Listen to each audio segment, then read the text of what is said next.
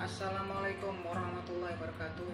Wassalatu wassalamu ala asyrofil anbiya'i wal mursalin nabiyina Muhammadin sallallahu alaihi wasallam wa ala alihi washabihi ajmain. Wa qala Allah ta'ala fil Qur'anil Karim, kitabullah wa qatubihi wa la tamutunna illa wa antum muslimun. Amma ba'du. Oke, mat sore para sedulur YouTube, ketemu lagi dengan saya Bumi Janarko. Oke, para sedulur, di sore hari ini saya pengen menyapa para sedulur-sedulur saya, sobat-sobat saya, teman-teman saya yang sudah subscribe dan join di kanal YouTube saya ini. Jadi teman-teman, di sore hari ini saya pengen ngajak teman-teman ngobrol santai seputaran hal-hal yang bersifat religius. Karena cukup dengan kita ngobrol mendiskusikan tentang hal-hal yang bersifat religius, tentang kebesaran Allah Subhanahu wa taala. Tentunya kita mengharapkan pahala dari sisinya ya. Oke teman-teman, jadi teman-teman langsung aja. Jadi teman-teman mungkin teman-teman dalam kehidupan kita sehari-hari sering kita mendengar secara langsung di masyarakat ataupun dari media sosial tentang tempat-tempat tertentu yang dikatakan wingit dan angker, gitu kan. Tempat-tempat tertentu yang dikatakan hawa mistisnya kuat, yang mana kemudian orang-orang tertentu meyakini di tempat-tempat tersebut ada sosok-sosok ataupun jelmaan yang penampakannya berupa wanita, gadis cantik ataupun perempuan yang cantik yang memakai mahkota, busana kerajaan ataupun kemudian wanita yang bentuknya menakutkan, yang mana mereka sebut kadang-kadang sebagai dewi, sebagai putri, sebagai ratu, segala macam lah gitu kan. Nah kalau seperti ini gimana sih kita menyikapinya tentang cerita-cerita mitos-mitos yang seperti itu? Karena memang di beberapa masyarakat kita ya, beberapa wilayah di Indonesia juga meyakini kehadiran makhluk-makhluk yang seperti itu, yang kemudian ditambah lagi dibumbui bahwasanya itu adalah jin, bangsa jin ataupun ratu makhluk jin yang memang sudah masuk Islam dan beragama Islam segala macam lah, jin muslim segala macam. Nah kita untuk mengetahui hal tersebut kita mencari referensinya, dan referensi yang utama dari seorang muslim adalah Al-Quranul Karim dan hadis Rasul ya, Nabi Muhammad SAW. Nah di sini teman-teman ada referensi tentang hal tersebut, yaitu di Al-Quranul Karim, di firman Allah Subhanahu Wa Taala di Al-Quranul Karim, tepatnya di surat An-Nisa ayat 116 sampai 118 yang bunyinya sebagai berikut. A'udzubillahi minasyaitonirrajim. Bismillahirrahmanirrahim. Innallaha la yaghfiru ayyushraka bih wa yaghfiru ma duna dzalika liman yasha. Wa may yusyrik billahi faqad dhalalan ba'id. Iyad'una min dunihi ila inatha wa iyad'una ila syaitana marid la'ana Allah wa qala la atahzana min ibadikan nasiban mafruḍa, yang artinya sebagai berikut: dengan nama Allah yang Maha Pengasih lagi Maha Penyayang. Innallaha la yaghfiru ayyushraka bih wa yaghfiru ma duna dzalika liman yasha. Sesungguhnya Allah Subhanahu wa taala itu tidak mengampuni dosa-dosa orang yang melakukan mensekutukan Allah Subhanahu wa taala dengan sesuatu. Wa yaghfiru ma duna dzalika, dan Dia Allah Subhanahu wa taala mengampuni dosa-dosa selain itu. Liman yasha, yang Dia kehendaki. Wa may yusyrik billahi faqad dhalalan ba'id, dan barang siapa musyrik ataupun mensekutukan Allah dengan sesuatu, sungguhnya dia dalam kesesatan yang sangat jauh, gitu kan ya. Dikatakan kalau kemudian kita melakukan kesirikan, mensekutukan Allah Subhanahu wa taala dengan sesuatu, itu merupakan dosa yang sangat besar ya, kemarahan murka dari dosa yang sangat besar di mata Allah Subhanahu wa taala. Bahkan Allah Subhanahu wa taala tidak akan mengampuni dosa tersebut sebelum kita memohon ampun atau bertobat kepada Allah Subhanahu wa taala. Dan dikatakan bahwasanya apabila seorang hamba melakukan tindakan musyrik, sesungguhnya hamba tersebut dalam kesesatan. Kesesatannya ini kesesatan yang sangat jauh, dhalalan ba'id. Wa iyad'una min dunihi ila inatha wa iyad'una ila syaitana marid. Iyad'una min dunihi ila inasa. Sesungguhnya yang mereka sembah, mereka puja-puji selain daripada Allah Subhanahu wa taala, ila inasa, itu enggak lain adalah setan-setan perempuan-perempuan. Inasa ini kan bentuk jamak, wanita-wanita, perempuan-perempuan. wa iyatuna ila syaitana marid, dan gak lain mereka itu adalah setan yang durhaka. Nah ini kalau kita lihat dari ini mengajunya sebenarnya sepertinya kalau itu mengajunya ke berhala-berhala yang dipuja-puji oleh orang kafir Mekah waktu zaman dahulu ya, yaitu ada Lata, Uzza, dan Manata yang memang dikatakan mereka diserupakan dengan seorang wanita gitu kan. Tapi memang kemudian kalau kita itu cuma bilang sebatas dia itu berhala gitu kan, benda mati, tapi selanjutnya juga wa iyatuna ila syaitonan marid, gak lain itu yang mereka puji-puji lah setan yang terkutuk. Nah berkaitan dengan ini ya teman-teman, ini juga ada cerita yang menarik ya, ketika Fathul Mekah, ketika penaklukan kota Mekah ya, ketika Rasulullah SAW berhasil mengalahkan kafir Quraisy di Mekah. Suatu ketika kemudian Rasulullah SAW memerintahkan ya, Saifullah, pedangnya Allah Subhanahu Wa Taala, yaitu panglima perang kaum muslimin, yaitu Khalid bin Walid radhiyallahu anhu.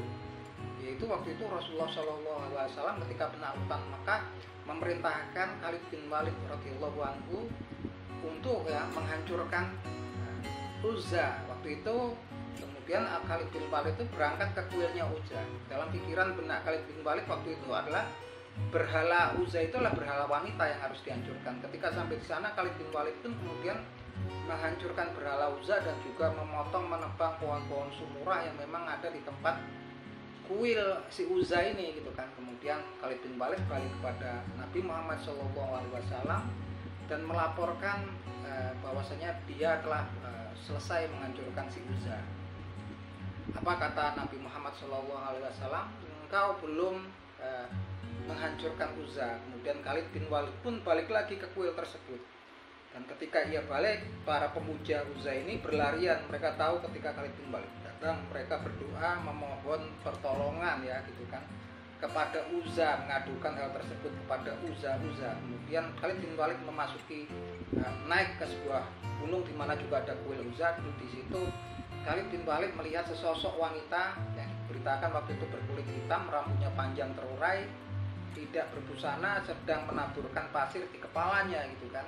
Dan kemudian Khalid bin Walid pun terjadi perkelahian di situ dengan Khalid bin Walid, dan Khalid bin Walid berhasil menebas leher daripada wanita kulit hitam tersebut yang sosoknya gitu kan. Dan kemudian Khalid bin Walid balik lagi ke Nabi Muhammad melaporkan hal tersebut. Kemudian Nabi Muhammad SAW memberitakan bahwa sekarang Uzza kamu telah berhasil menghancurkan, membunuh, membinasakan Uzza. Jadi kalau kita lihat dari hadis ini, kalau kemudian sebagian orang kemudian menafsirkan bahwasanya inasa ini dimaksudkan pada berhala-berhala wanita, saya berhala-berhala enggak ya, karena ini memang dikatakan kalau dihubungkan, kalau cuma berhala nggak mungkin kemudian disusul dengan ila syaitana marid gitu kan, nggak lain itu setan-setan yang terkutuk gitu kan. Nah di sini kalau kita lihat dari kisah Khalid bin Walid itu kita bisa menarik benang merah ya, bahwasanya ada dalam bangsa jin, dalam syaitan gitu kan, dalam dalam kondisi-kondisi tertentu mereka bisa memang kemudian berada di dimensi manusia, seperti ketika Abu Hurairah menangkap sesosok makhluk jin yang mencuri kurma zakat di bulan Ramadan. Begitupun sahabat Ibnu Mas'ud radhiyallahu anhu yang kemudian menangkap sesosok makhluk yang mencuri makanan di rumahnya gitu kan. Kemudian diketahui bahwasanya itu makhluk jin. Nah ini kemudian kalau kita hubungkan, memang kemudian yang dikatakan inasa ini adalah perempuan adalah setan ya, setan yang jenis kelaminnya wanita gitu kan. Dan gak lain kalau ada kemudian yang mengaku-ngaku sosoknya adalah wanita dari bangsa jin, gak lain kalau kemudian yang di situ dipuja-puja orang, kalau keterangannya di sini dikatakan bahwasanya mereka ini adalah setan yang terkutuk kan. Iyat una min dunihi ila inasa wa iyat una ila syaitana marid, yang mereka ibadahi, yang mereka sembah ila inasa, gak lain itu adalah adalah setan-setan betina. Wa iyatuna ila syaitonan marid, mereka gak lain adalah setan terkutuk. Wa qala la atahizanahu min ibadika nasibah mafruḍatan. Kemudian dia berkata ya kepada Allah Subhanahu wa taala, la atahizanahu min ibadika nasiban mafruḍo. Sungguh aku akan menarik mengambil daripada hamba-hambamu yang memang sudah kau takdirkan merupakan menjadi bagian dari bagianku gitu kan, yang sudah kau tetapkan bagiannya untukku. Nah ini memang dia kayaknya memang betul-betul membangkang ya. Jadi jangan harap kemudian kalau bangsa manusia itu bersahabat dengan mereka. Ini kepada Allah Subhanahu wa taala aja membangkang demikian kerasnya ya, begitu beraninya gitu kan. Wa qala la ta'izanahu min ibadika nasiban mafruḍo. Kemudian berkata, saya akan menarik hamba dari hamba-hambamu itu bagian yang memang sudah kau takdirkan untukku gitu kan. Dia nggak bilang saya akan menguasai dengan kemampuanku, tapi yang memang sudah kemudian ditetapkan oleh Allah Subhanahu wa taala sebagai dalam takdirnya untuk kemudian diambil bagiannya oleh syaitan tersebut. Nah ini memang kalau kemudian ada masyarakat ataupun golongan daripada manusia yang kemudian bersekutu bersahabat dengan dari golongan kaum bangsa jin, yang kita nggak ngerti ya teman-teman. Kondisinya kita itu lemah, karena mereka itu kan kita nggak bisa melihat mereka bisa melihat kita itu kan. Yang mana kalau kita dengan manusia aja kita nggak tahu kan, apakah ini orang yang baik atau orang yang buruk gitu kan, apakah seiman setakwa dengan kita gitu. Apalagi dengan sesuatu yang nggak kita lihat gitu kan, sangat konyol sekali gitu kan kalau kemudian ada oknum-oknum tertentu yang bersahabat bersekutu dengan mereka, yang pastinya mereka itu mengatakan la ataizana min ibadika nasiban mafruḍo, aku akan tarik ya, hamba-hambamu yang memang sudah kau tentukan untukku bagiannya untukku. Ini ngeri sekali teman-teman gitu kan. Jadi teman-teman udah jelas kalau kita lihat dari ayat surat An-Nisa ayat 16 sampai kemudian ayat 18 bahwasanya referensinya di sini udah jelas kalau kemudian ada makhluk gaib yang sosoknya kemudian wanita kemudian menempati tempat-tempat tertentu, itu udah jelas sekali ya informasi referensi yang diberitakan dalam firman-Nya Allah di surat An-Nisa ini, bahwasanya kemungkinan besar mereka kan kemungkinan besar mereka adalah setan-setan betina, wa yakuna ila syaitana marid, dan lain mereka adalah setan-setan yang durhaka, dan bahkan mereka berani membangkang pada Allah Subhanahu wa taala. Wa qala la atahizana min ibadika nasiban mafruḍo.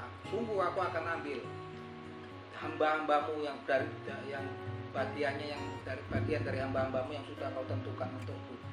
Nah ini kalau kita lihat memang kemudian kita korelasikan dengan apa yang terjadi di masyarakat di tempat-tempat tertentu yang dianggap angker gitu kan, di tempat-tempat yang tertentu yang dianggap mistis gitu kan, yang kemudian diyakini di situ ada dewinya lah bersosok, ada yang ular lah, ada yang wanita cantik, sosok yang menakutkan, bahkan kemudian juga beberapa golongan dari manusia kemudian memberikan sesaji di situ dengan maksud agar tidak mendapatkan gangguan ataupun apalah gitu kan.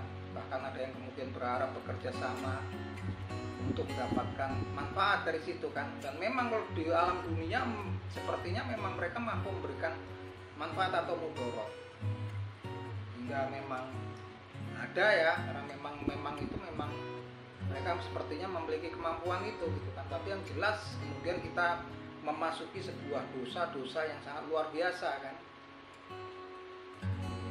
Innallaha la yaghfiru ayyushraka bihi, sungguhnya Allah enggak mengampuni dosa-dosa orang yang melakukan kesyirikan. Dalam artian ya, enggak mengampuni ini ketika orangnya kemudian meninggal, tapi sebelum meninggal dia tidak melakukan taubat, mohon ampun kepada Allah Subhanahu wa taala. Wa yaghfiru ma duna dzalika lima yasha, tapi Allah kemudian mengampuni dosa-dosa yang selain itu sesuai yang dia kehendaki. Wa may yusyrik billahi faqad dhalla dhalalan ba'id, dan sungguh kalau kemudian kita itu melakukan kesyirikan, kita itu sesat, tapi sesatnya gak cuma sesat, udah sesat yang sangat jauh banget gitu kan. Nah ini informasinya ya teman-teman, bukan kemudian kita akan menyinggung ataupun tradisi masyarakat tertentu. Ini kita sekitar internal kaum muslim, internal orang-orang yang saya anggap memiliki keyakinan keimanan sama dengan saya sebagai seorang muslim, dan semoga kita menjadi seorang yang hamba yang beriman. Kita jangan sampai terpengaruh ya dengan argumen-argumen tertentu, pendapat tertentu tentang hal-hal yang seperti yang kita jelaskan tadi. Yang jelas sebagai seorang muslim dan insya Allah sebagai orang hamba yang Allah Subhanahu wa taala yang beriman, kalau kita kemudian mendapati hal-hal yang seperti itu, ada baiknya kita mencari referensinya kepada Al-Quranul Karim dan hadis ya gitu kan. Kalau kemudian keterangan orang lihat di media sosial yang kita nggak tahu kan, akhirnya kita terombang ambing ya, oh ini dewi ini ratu ini gitu kan, ini apa gitu kan, jin Islam dari golongan ini yang menguasai tempat tersebut gitu kan. Kemudian kita wah di sana bisa menimbulkan manfaat, kita bisa mohon pertolongan segala macam. Inilah dosa yang paling besar ya, kesirikan ya. Nah ini sekedar mengingatkan, sekedar untuk masukan buat kita semua ya, karena memang kemudian makhluk jin ini memang juga sangat yang kafir, yang masuk dalam golongan setan ini berbahaya sekali, karena memang mereka menyatakan mereka akan ya, golongan setan ini menyatakan bahwasanya bilang sama Allah Subhanahu wa taala pun begitu beraninya kan, la ta'izana min ibadikan asibah mahmud, mereka betul-betul berjuang keras nih, saya akan ambil dari hamba-hambamu bagian yang sudah ditentukan untuk saya gitu kan. Ngeri kan teman-teman.